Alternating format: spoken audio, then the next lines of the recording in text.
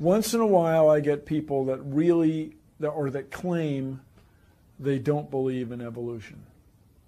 And my response generally is, so why not? Really, why not? You guys believe 20 billion years ago there was a Big Bang where nothing exploded and produced everything.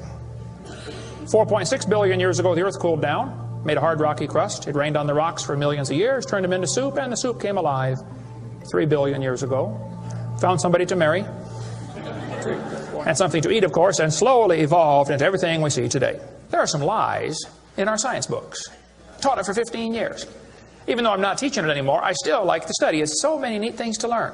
We're going to cover some of that tonight. I'm not against science, I'm not against schools, I'm not against teachers, because most of them don't know what they believe. You have to tell them. They teach the kids it all started with a Big Bang 20 billion years ago. What exploded? This is what the textbooks teach. Before the Big Bang, there was nothing, literally nothing, an infinitesimal nugget of space. And then something happened, triggering the most colossal explosion in history. Yes, boys and girls, you see, nothing exploded, and here we are.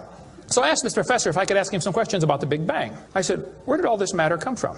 He said, well, we don't know that for sure. I said, well, sir, would you please tell me where the laws came from? The universe is run by laws, gravity, centrifugal force, inertia. Who gave the laws? He said, we don't know that either. I said, sir, could you tell me where the energy came from? You know, it takes energy to make a Big Bang. Who bought the gas to run this machine anyway? He said, we don't know that either. I said, sir, could I ask you another question? He said, sure. What else would you like to know? What else? What do you mean else? You haven't told me nothing yet. I said, does Berkeley have a merry-go-round?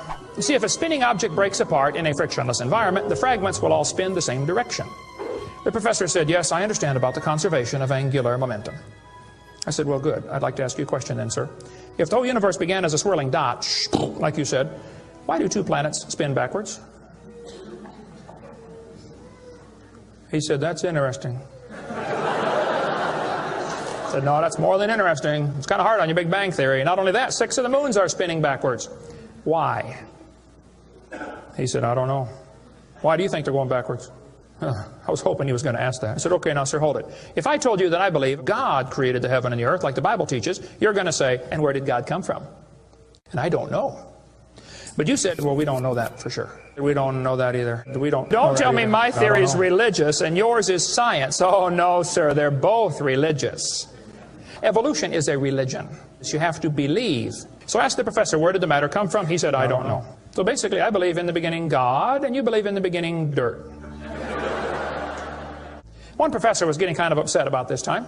He said, Mr. Hovind, there are hundreds of varieties of dogs in the world. He said, do you mean to tell me that you believe all these dogs came from 2 dogs off a Noah's Ark? You expect me to believe that? I said, sir, would you look at what you're teaching your students? You're teaching your students that all the dogs in the world came from a rock. Charles Darwin was disciplined. I mean, he did these extraordinary experiments, this series of experiments. Then they're going to tell the kids, well, we have evidence for this theory. Charlie Darwin stopped off at these islands right there called the Galapagos Islands. Charlie studied the birds very carefully and said, you know what? I think all these birds had a common ancestor. I bet you're right, Charlie. It was a bird. You see 14 kinds of birds, and you conclude that birds and bananas are related. Here are these ancient dinosaur bones or fossils. They tell the kids they have evidence of evolution from fossils. I don't think so. If you find a fossil in the dirt, all you know is it died. You don't know that it had any kids. And you sure don't know that it had different kids. You bring in a bone to the judge. Judge, I found this bone in the dirt. This is the ancestor of all the humans today. They would laugh at you. You don't know that that's the ancestor of anybody. And why on earth would you think a bone in the dirt can do something animals today cannot do? Let's see, boys and girls, you have 2 bones in your wrist, radius and ulna. And boys and girls, look at the whale's flipper carefully. Did you know the whale has 2 bones in his flipper? And they're called the radius and the ulna? Same as ours. Wow. Who named them, teacher? The whale? Think about it. I'm here to tell my people it's time to stop believing bull just because of tell you bull with a straight look on their face. Evolution say people came from monkeys, and the question is, why is there still monkeys? Is these the retarded monkeys? They didn't turn into people just yet. Even Stephen Gould admitted the absence of fossil evidence for intermediary stages is a persistent and nagging problem for evolution. See, what's happened, these guys have looked for missing links in the fossil record. They can't find any, and so they say, well, maybe evolution happened so fast it wasn't preserved. Maybe a reptile laid an egg and a bird hatched out. Well, who did that bird marry? This process that brought us to be is billions of years old. It happens very fast, billions of years fast. Here is radioactivity. We're going to tell the kids in the late 1940s they invented carbon dating. We're going to explain a little bit about radiometric dating and how it's supposed to work, and then show you that it does not work, okay? It sounds good, but there are some assumptions that mess everything up. If we had walked into a room and found a candle burning on the table, and I asked you the question, when was it lit? You say, I don't know, Mr. Hovind, it's burning when I got here. Okay, well then let's do some empirical science. Let's measure the height of the candle. Suppose the candle is 7 inches tall. Who can tell me when it was lit? Okay, nobody. Let's do some more empirical science. Let's measure the rate of burn. Suppose we determine it's burning an inch an hour. When was it lit?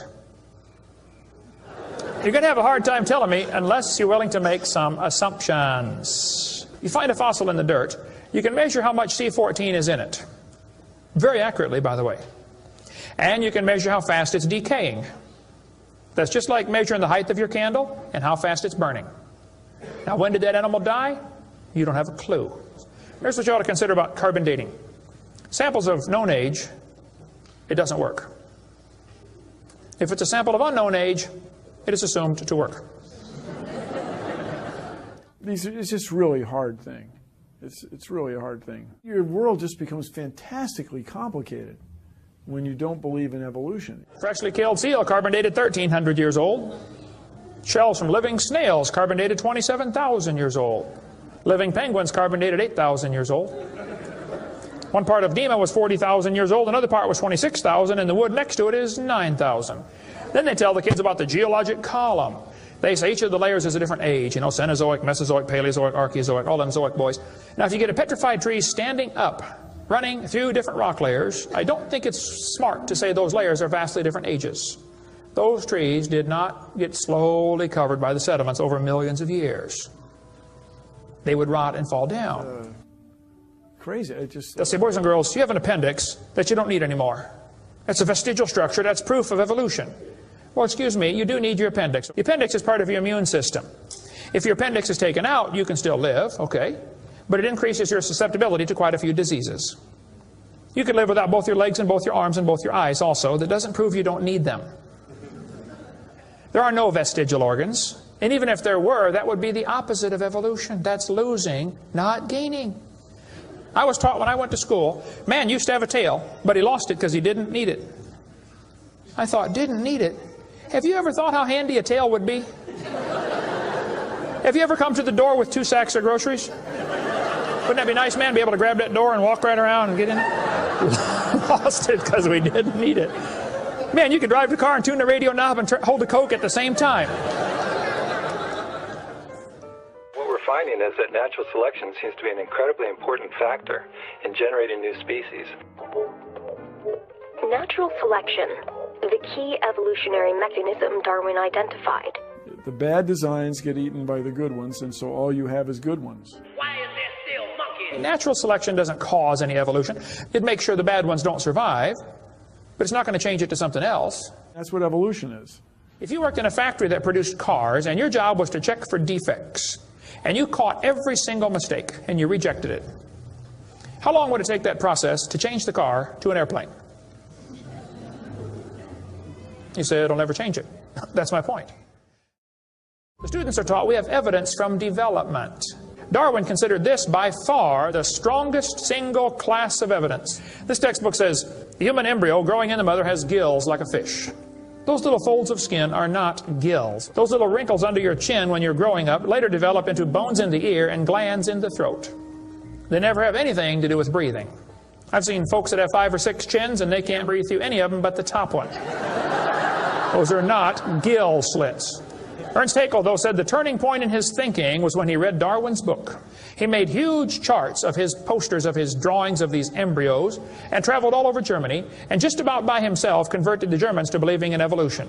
Haeckel took a drawing of a dog and a human embryo, and he changed them to make them look exactly alike. On top are Haeckel's fake drawings. Underneath are actual photographs of what he claimed he was drawing a picture of.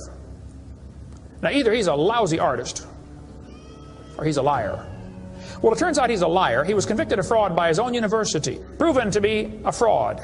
But guess what? Haeckel's fake drawings are still used in textbooks in your state right now. It's only been proven wrong 125 years ago. I know it takes a while to get textbooks up to date, but that ought to be plenty of time. Adolf Hitler said, "You let me control the textbooks, I'll control the state." Watch this sentence here carefully. Some kid's doing this for homework tonight. Boys and girls, do you think humans are still evolving? Now, what kind of question is that? Doesn't that question assume that evolution has happened? What if a kid doesn't believe in evolution? How's he supposed to do his homework tonight? That question does not teach him how to think critically. That teaches him what to think, not how to think. And when the kid gets done with this course, he's going to think he knows how to think. But he doesn't. He knows how to be told what to think. Brainwashing at taxpayer expense. They want to use my tax dollars to teach that to your kids in our schools. If you want to deny evolution, that's fine. But don't make your kids do it, because we need them. And that's where the problem comes in. Okay? If you want to believe in the Big Bang, just enjoy yourself, but keep your religion at home. The Russian atheist astronomer came to America and spoke at one of the universities, and he started off his speech, he said, "Folks, either there is a God or there isn't.